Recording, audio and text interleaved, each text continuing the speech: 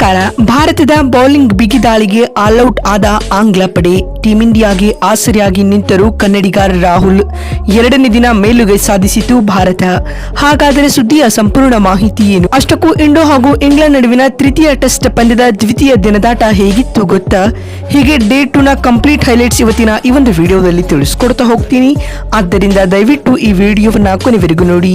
ಆದರೆ ಅದಕ್ಕಿಂತಲೂ ಮುನ್ನ ಯಾರನ್ನೂ ನಮ್ಮ ಚಾನೆಲ್ಗೆ ಸಬ್ಸ್ಕ್ರೈಬ್ ಮಾಡಿಲ್ವೋ ಸೊ ದಯವಿಟ್ಟು ಈ ಕೂಡಲೇ ನಮ್ಮ ಚಾನೆಲ್ಗೊಂದು ಸಬ್ಸ್ಕ್ರೈಬ್ ಮಾಡಿ ಹಾಗೂ ವಿಡಿಯೋಗೊಂದು ಲೈಕ್ ಮಾಡಿ. ಲಾರ್ಡ್ಸ್ ನಲ್ಲಿ ನಡೆಯುತ್ತಿರುವ ಮೂರನೇ ಟೆಸ್ಟ್ ಪಂದ್ಯದ ಎರಡನೇ ದಿನದಾಟವು ಮುಗಿದಿದೆ. ಈ ದಿನದಂದು ಜೋ ರೂಟ್ ರವರ ಶತಕ ಹಾಗೂ ಜೇಮಿ ಸ್ಮಿತ್ ಮತ್ತು ಬ್ರೆಂಡನ್ ಕ್ರಾಸ್ ರವರ ಭರ್ಜರಿ ಬ್ಯಾಟಿಂಗ್ ನೆರವಿನಿಂದಾಗಿ ಇಂಗ್ಲೆಂಡ್ ಮೊದಲ ಇನ್ನಿಂಗ್ಸ್ ನಲ್ಲಿ 387 ರನ್ ಗಳಿಸಿ ಆಲ್ಔಟ್ ಆಗಿದೆ. ಆ ಬಳಿಕ ಮೊದಲ ಇನ್ನಿಂಗ್ಸ್ ಆರಂಭಿಸಿರುವ ಟೀಂ ಇಂಡಿಯಾ ಎರಡನೇ ದಿನದಾಟದ ಅಂತ್ಯದ ವೇಳೆಗೆ 3 ವಿಕೆಟ್ ಕಳೆದುಕೊಂಡು 145 ರನ್ ಗಳಿಸಿದೆ.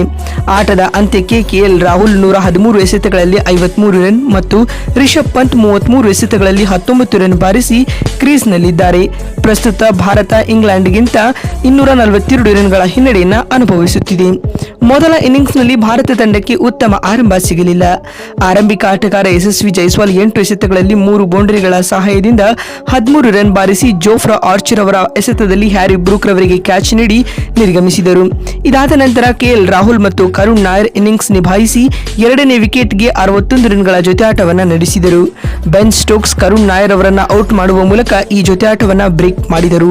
ಕರುಣ್ 62 ಎಸೆತಗಳಲ್ಲಿ 4 ಬೌಂಡರಿಗಳ ಸಹಾಯದಿಂದ 40 ರನ್ ಗಳಿಸಿ ಮತ್ತೊಮ್ಮೆ ನಿರಾಸೆ ಮೂಡಿಸಿದರು. ಆ ಬಳಿಕ ಬಂದ ನಾಯಕ ಶುಭ್ಮನ್ ಗಿಲ್ ಹೆಚ್ಚು ಹೊತ್ತು ಮೈದಾನದಲ್ಲಿ ಇದ್ದರಾದರೂ ಹೆಚ್ಚಿನ ಕೊಡುಗೆ ನೀಡಲು ಸಾಧ್ಯವಾಗದೆ 16 ರನ್ ಬಾರಿಸಿ ಔಟ್ ಆದರು. ವಾಸ್ತವವಾಗಿ ಗಿಲ್ ಎರಡನೇ ಟೆಸ್ಟ್ ಪಂದ್ಯದಲ್ಲಿ ದ್ವಿಶತಕ ಮತ್ತು ಶತಕ ಬಾರಿಸಿದರು. ಆದರೆ ಮೂರನೇ ಟೆಸ್ಟ್ ನ ಮೊದಲ ಇನ್ನಿಂಗ್ಸ್ ನಲ್ಲಿ ಅವರಿಗೆ ಬಿಗ್ ಇನ್ನಿಂಗ್ಸ್ ಆಡಲು ಸಾಧ್ಯವಾಗಲಿಲ್ಲ. ಇನ್ನು ಇದಕ್ಕೂ ಮುನ್ನ ದಿನದಾಟದ ಆರಂಭದಲ್ಲಿ ಇಂಗ್ಲೆಂಡ್ ತಂಡಕ್ಕೆ ಉತ್ತಮ ಆರಂಭ ಸಿಗಲಿಲ್ಲ.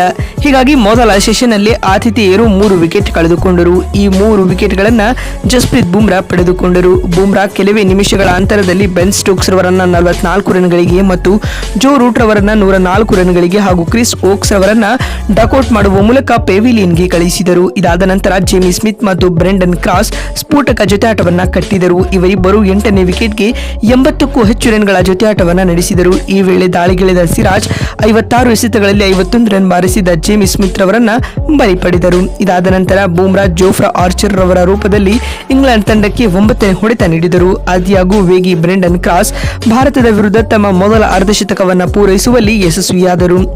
6 ಬೌಂಡರಿ ಹಾಗೂ 1 ಸಿಕ್ಸ್ ನೆರವಿನಿಂದ 56 ರನ್ ಗಳಿಸಿ ಸಿರಾಜ್ ರವರ ಬೌಲಿಂಗ್ ನಲ್ಲಿ ವಿಕೆಟ್ ಒಪ್ಪಿಸಿದರು. ಇದರೊಂದಿಗೆ ಇಂಗ್ಲೆಂಡ್ ಇನ್ನಿಂಗ್ಸ್ ಕೂಡ ಅಂತ್ಯವಾಯಿತು. ಇನ್ನುಳಿದಂತೆ ಟೀಂ ಇಂಡಿಯಾ ತಂಡದ ಪರ ಜಸ್ಪ್ರೀತ್ ಬುಮ್ರಾ 5 ಹಾಗೂ ಮೊಹಮ್ಮದ್ ಸಿರಾಜ್ ಮತ್ತು ನಿತೀಶ್ ರೆಡ್ಡಿ ತಲಾ 2 ವಿಕೆಟ್ ಪಡೆದುಕೊಂಡರೆ ಜಡೇಜಾ 1 ವಿಕೆಟ್ ಪಡೆದುಕೊಂಡರು. ಇದೀಗ ಟೀಂ ಇಂಡಿಯಾ ಥರ್ಡ್ ಡೇ ನಲ್ಲಿ ಬಲಿಷ್ಠ ಬ್ಯಾಟಿಂಗ್ ಪ್ರದರ್ಶನವನ್ನು ನೀಡಿ ಇಂಗ್ಲೆಂಡ್ ತಂಡಕ್ಕೆ ಟಕ್ಕರ್ ನೀಡಬೇಕಾಗಿದೆ. ಮತ್ತೊಂದು ವಿಡಿಯೋದಲ್ಲಿ ಸಿಗ್ತೀನಿ. ನಮಸ್ಕಾರ.